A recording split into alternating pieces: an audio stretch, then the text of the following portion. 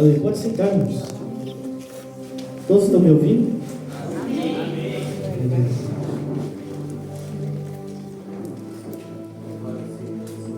Está muito alto o fundo aí. Glória a Deus. Quem está ouvindo, dá uma glória a Deus aí. Glória a Deus. Irmãos, eu estou tremendo, mas é normal. Gostaria de dizer para a amada igreja que esse momento é o momento que eu gostaria que durasse para sempre. Amém? Irmãos, eu estive orando ao Senhor acerca dessa mensagem e o Senhor me levou a estudar o livro de Ageu, como o missionário já até leu aqui uma parte, e eu li, reli, li outra vez, e eu não conseguia entender qual era o direcionamento de Deus dentro desse texto. E com muita insistência, orando ao Senhor, o Senhor me trouxe um entendimento através de um sonho. O sonho foi o seguinte: eu sonhei que eu ia ser fui enviado, na verdade, numa viagem de missão. E nessa viagem eu fui para uma cidade que a cidade chamava Más Notícias. E aqui eu quero abrir um parênteses. Evangelho, o significado da palavra evangelho é boas notícias, ou boas novas. Mas essa cidade chamava Más Notícias. E quando eu cheguei nessa cidade, eu estava andando pelas ruas, e é interessante que nessa cidade não tinha casas, não tinha comércio. Todos os prédios que tinha nessa cidade eram igrejas, uma do lado da outra. E tinham igrejas pequenas, tinha igrejas gigantes, uma mais bonita do que a outra. Mas o clima naquele lugar era como se fosse inverno, fim de tarde e garoando. E eu andando ali naquelas ruas, muitas pessoas, uma multidão, tanto dentro das igrejas quanto fora.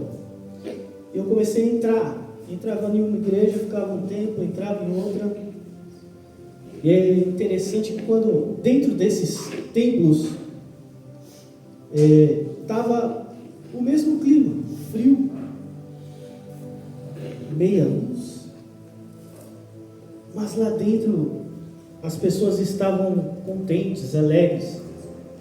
Nos seus rostos tinham aquele sorriso expressivo, suas bocas manifestavam palavras de glória, de exaltação a Deus. Em outros lugares outras que eu tinha entrado também, o pastor ali ministrando, eloquente, e pessoas glorificando. Mas quando eu andava pela rua daquela cidade, as pessoas que estavam saindo das igrejas estavam apáticas, tristes, com semblante caído. Quando estava dentro do templo, eles estavam distraídos, felizes, mas fora estavam apáticos. Via alguns grupos de pessoas onde os pastores ali ficavam remunerando financeiramente os outros que estavam fazendo ali suas apresentações. E esse foi o sonho que o Senhor me deu para me ajudar a entender o propósito dele para essa mensagem. Vamos ler o texto? Eu sei que os irmãos já leram, mas vamos ler novamente, que é Ageu, capítulo 1, do versículo 1 em diante. Aleluia. No segundo dia do rei Dário, no sexto mês, no segundo ano do rei Dário, no sexto mês, no primeiro dia do mês, veio a palavra do Senhor, por intermédio do profeta Ageu, a Zorobabel, filho de Salatiel, governador de Judá, e a Josué, filho de Josadaque, o sumo sacerdote, dizendo: assim diz o Senhor dos exércitos, este povo diz, não veio ainda o tempo em que é para vós, tempo de habitar as vossas casas bem acabadas, enquanto esta casa fica deserta? Ora, assim diz o Senhor dos exércitos, aplicai o vosso coração aos vossos caminhos, semeai muito e recolhei pouco, comei, mas não se saciai, vestível, mas ninguém se aquece, e o que recebe salário recebe para pô-lo em um saco furado. Assim diz o Senhor dos exércitos, aplique o seu coração aos vossos caminhos, suba ao monte, trazei madeira, edificai a casa, para que dela me agrade e seja glorificado, diz o Senhor dos exércitos. Esperastes muito, e eis que veio a ser pouco, e esse pouco, quando trouxeste para casa, eu dissipei com um assopro. Por quê? Diz o Senhor dos exércitos. Porque por causa da minha casa que está deserta, enquanto cada um de vós se ocupa com a sua própria casa. Amém. Só até aí por enquanto. Amém, irmãos? Louvado seja Deus. Então, para que nós começamos a entender, eu quero contextualizar um pouco sobre a história. Aqui, o povo, uma parte do povo volta do cativeiro com o propósito de construir o templo, de reconstruir o templo. O rei da Babilônia liberou esse povo para voltar e reconstruir. Quando eles chegam, eles estão super animados e eles começam a construir. Eles lançam as fundações, começam a cavar, começam a fazer as fundações. Porém, ali tinha um povo que outrora fazia parte do mesmo povo, que é conhecido como os samaritanos. E esse povo quis se meter na construção do templo. É um povo que havia se separado do povo de Deus. Eles criam em Deus, mas eles criam de uma maneira diferente. Eles aceitavam miscigenação religiosa. E é claro, o povo não aceitou, mas eles começaram a pressionar cada vez mais essas pessoas e eles desanimaram. Eles desanimaram e abandonaram a construção. E cada um começou a construir a sua própria casa. E deixou o templo em ruínas. Glória a Deus. Vamos para a mensagem. O primeiro passo, irmãos, o título dessa mensagem é Reedificando as Fortalezas Espirituais. O primeiro passo que o Senhor colocou em meu coração é que nós precisamos reconhecer as ruínas. E quais as ruínas que o Senhor quer falar conosco hoje? Como eu contei aqui no sonho, essas ruínas não é algo físico, né? Como os irmãos sabem, nós estamos aqui construindo, mas não é sobre esse tempo. A Bíblia diz que nós somos o templo do Espírito Santo. E quando a igreja está reunida aqui, nesse lugar, nós somos igreja. Nós nos acostumamos a a dizer, eu vou para a igreja. Mas o certo e o correto seria, eu vou encontrar-me com a igreja. Porque essas paredes, essa laje, não é a igreja, é um prédio. Mas nós somos a igreja. E essas ruínas que nós precisamos reconhecer, não está, louvado seja Deus, na parede. Mas essas ruínas está naquilo que nós acostumamos a ser igreja. Aquilo que as pessoas estão acostumadas a ser igreja. Uma irmã contou um testemunho que disse que 99,99% das pessoas que ela evangeliza são pessoas que já esteve congregando, já esteve na presença de Deus. E a pergunta é por quê? Se cada ano que passa, nós temos mais recursos, mais tecnologia, mais sabedoria, mais teologia, mais pregadores, mais missionários, e ainda assim as pessoas estão se afastando, feridas, chateadas. Vamos fazer uma pesquisa aqui agora? Irmãos, pode levantar a mão, não tem vergonha. Quem aqui já se sentiu ferido dentro da igreja? Se eu tivesse 4 mãos, eu levantaria as 4. Teve gente que levantou até os pés. Meu Deus. Dá um glória aí, irmão Xandé. Glória! Aleluia. Irmãos, eu quero ler 2 versículos aqui no livro de Tiago. Louvado seja Deus. Tiago, capítulo 2, versículo 14.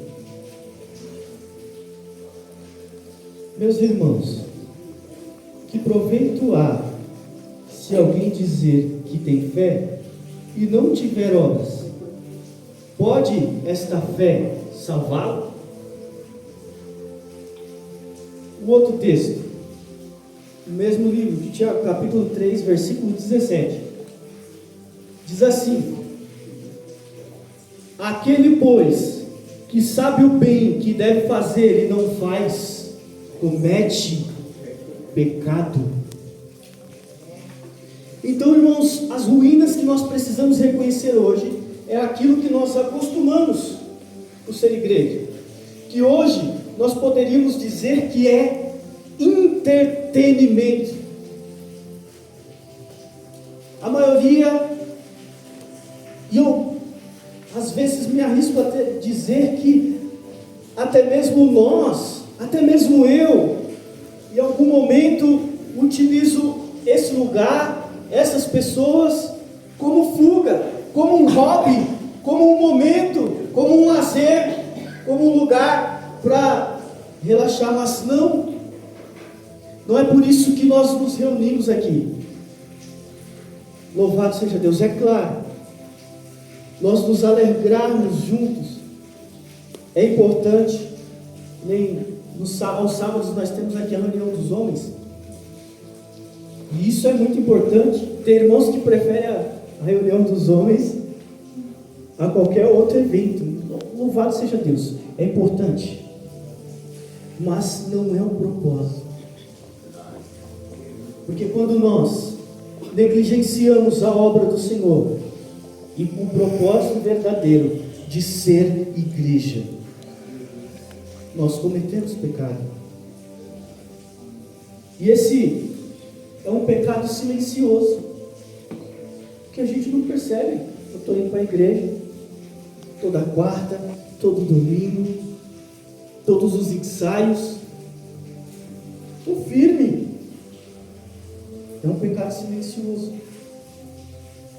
E às vezes a gente, ao ler esses textos aqui que nós lemos de Tiago, a gente fala, eu não me enquadro nisso. Por quê? Mais uma vez, todo domingo, toda quarta, todo ensaio. Mas isso, irmãos, não é só isso fazer a obra de Deus. E esse pecado silencioso traz confusão, como eu estou dizendo aqui. Nós começamos a não entender mais o que é evangelho, o que é a obra de Deus. Esse pecado nos faz estar perdidos no caminho. Você lembra do cego? Bartimeu? Ele estava no caminho, mas ele estava cego. Vocês lembram dos dois discípulos? Eles estavam a caminho de Emaús. Jesus andou com eles, conversou com eles por horas, e eles não reconheceram Jesus. Aleluia. Então, às vezes, a negligência com a obra e com o verdadeiro evangelho nos traz confusão. Mas nesse livro, o Espírito Santo de Deus nos faz um convite. Nós lemos ali no versículo 8: suba aos montes,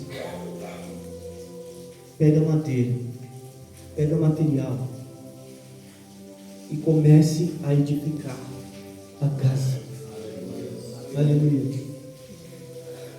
Louvado seja Deus. Aleluia. Então nós precisamos ter temor, reconhecer isso e se posicionar, e a ouvir ao Senhor.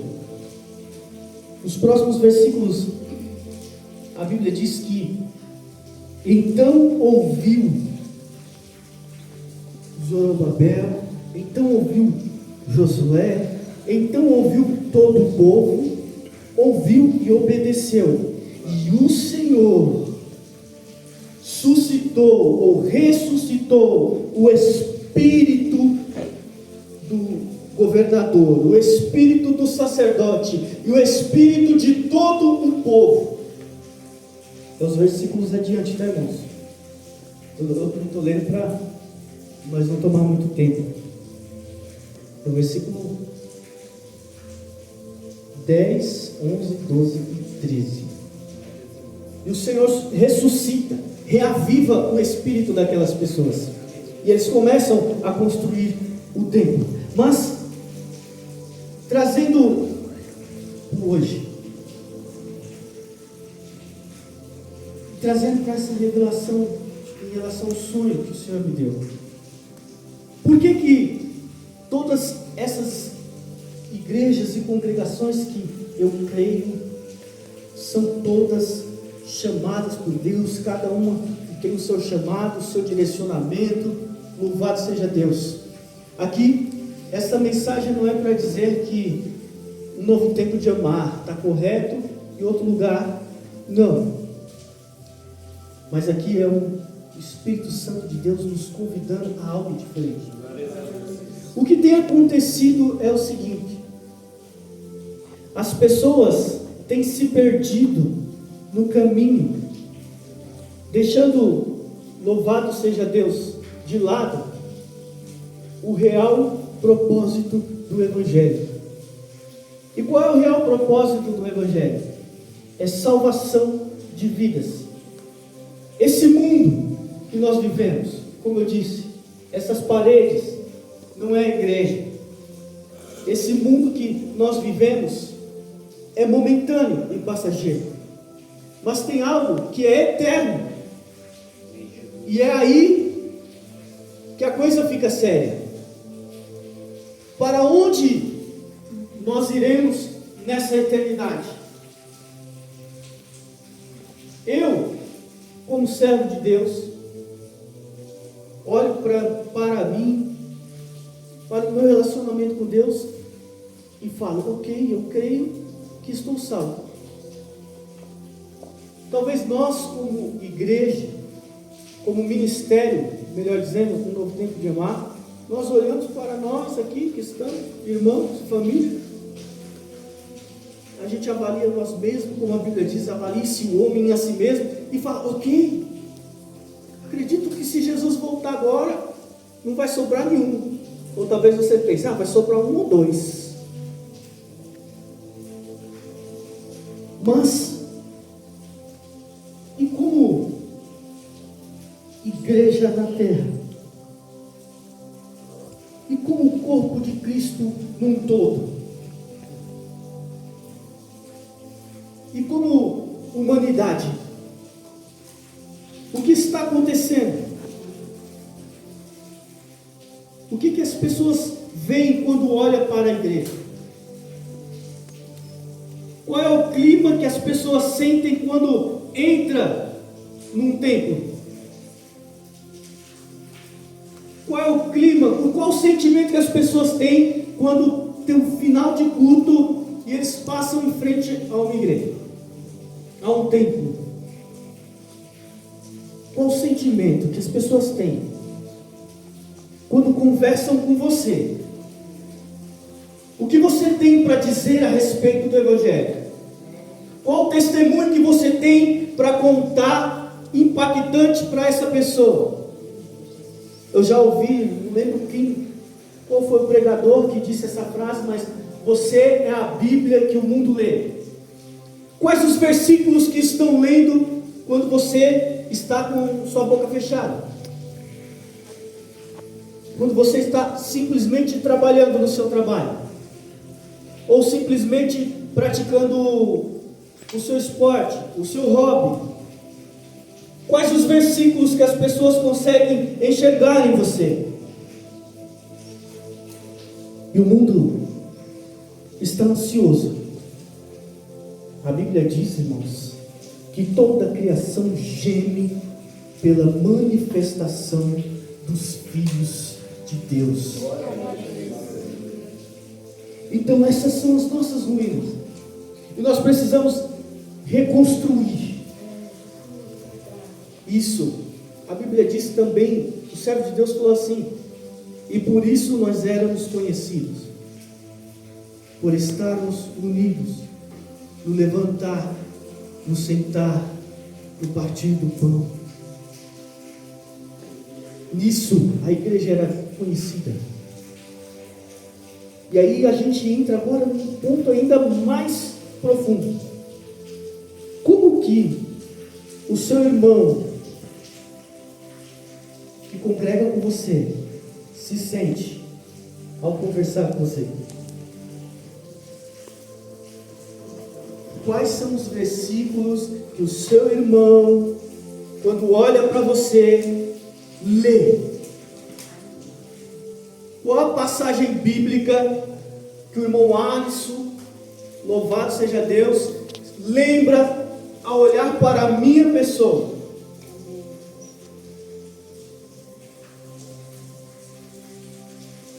Então, quando falamos a respeito da reedificação do templo, nós estamos falando de algo que começa dentro. Porque antes que nós possamos ser missionários fora, nós precisamos conseguir ser missionários dentro. Por acaso, você conhece a maior necessidade do irmão que está do seu lado? Por acaso você conhece a maior aflição do seu pastor? Do missionário, da missionária da igreja que você congrega? Então, o Espírito Santo nos convida a fazer essa reconstrução. E toda a construção precisa ser bem estruturada. E qual a estrutura principal, as colunas dessa construção que nós precisamos fazer? É o que aconteceu justamente hoje. A principal estrutura da igreja do Senhor é a oração. Aleluia. Não há como você buscar, você sentir a presença de Deus sem que você tenha orado. Não há como você conhecer o Senhor Sei que você tenha orado, mas não é 20 minutos. Sei que você tenha orado horas. Sei que o seu joelho tenha doído. Sei que as suas palavras tenham acabado, sem saber o que dizer mais. Glória a Deus. Se você fica emocionado, se você sente vontade de chorar, sem ter orado, é apenas emoção. Mas quando você começa a edificar essas colunas, essa estrutura, e você sente, meu irmão, então Deus começou a reedificar o templo. Eu creio que Deus começou a reedificar. Não estou dizendo que nós estávamos destruídos em pecado, não, irmãos. É algo a mais que o Senhor está nos oferecendo. E eu creio que no dia de hoje, esta igreja, esse ministério e os irmãos ali da Prainha que se dedicaram estas horas a estar orando, Deus aqui iniciou, louvado seja Deus, algo diferente. Por causa dessa oração. E os pilares são a consagração. Louvado seja Deus. Se consagrar ao Senhor. E consagrar não é apenas fazer jejum. Qual é a coisa mais importante que nós temos hoje? A nossa vida. E resumindo a nossa vida, é o tempo. Então quando você dedica o seu tempo ao Senhor, você está consagrando. Aleluia. E o relacionamento com Deus é as vigas. O relacionamento com Deus nós alcançamos através da dedicação à palavra do Senhor. Mas quando eu falo dedicar-se à palavra do Senhor, não é você vir aqui e glória a Deus se você conseguir fazer isso, mas muitos têm dificuldade. Não é você vir aqui abrir Gênesis 1 e ir até Apocalipse lendo tudo. Mas se você ler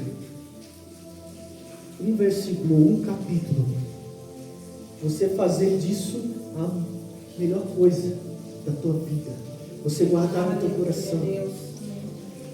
Como eu fiz essas últimas semanas, irmãos, eu li o livro de Ageu acho que umas 10 vezes ou mais. Como estou sabendo até de cor já. Então faça o relacionamento com Deus. Quando nós oramos, estamos falando. Quando lemos a Bíblia, ou quando recitamos a Bíblia, ou quando você decora um versículo e ele fica martelando na sua cabeça, você está ouvindo a Deus. A maior revelação, não espere receber revelações. A maior revelação de Deus já foi dada e é a palavra.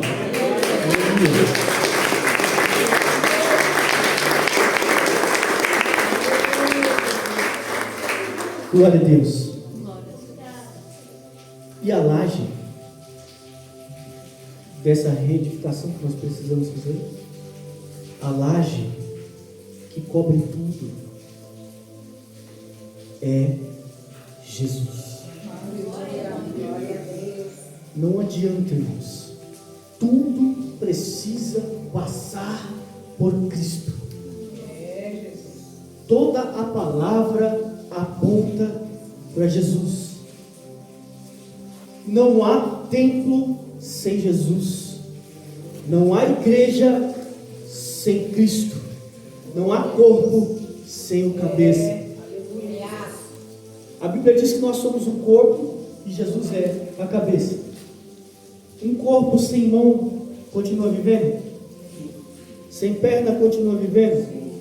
Sem as duas pernas e as duas mãos vive? Sem duas pernas, duas mãos, dois braços vive? E sem cabeça?